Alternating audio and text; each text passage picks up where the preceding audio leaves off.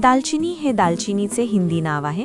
दालचिनीच्या झाडाच्या आतील सालीपासून मिळणारा एक लोकप्रिय मसाला, जो त्याच्या गोड, उबदार चव, सुगंधासाठी आणि स्वयंपाकात वापरण्यासाठी बिर्याणी, चहा, मिठाई आणि पारंपरिक औषधांमध्ये पचन करणे, रोगप्रतिकारक शक्ती वाढवणे, रक्तातील साखर नियंत्रित करण्यास मदत करणे आणि अँटीसेप्टिक म्हणून काम करण्यासाठी ओळखले जाते.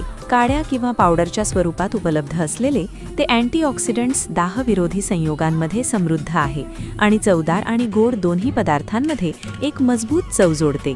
प्रमुख उपयोग आणि फायदे: पाककृती: करी, पुलाव, बिर्याणी, मिठाष्टान्न आणि मसाला चहामध्ये चव वाढवणारा घटक. औषधी: आयुर्वेद, पचनास मदत करते, वायू, पोटफुगी, रोगप्रतिकारक शक्ती वाढवते, रक्तातील साखर नियंत्रित करण्यास मदत करते आणि अँटीसेप्टिक म्हणून काम करते.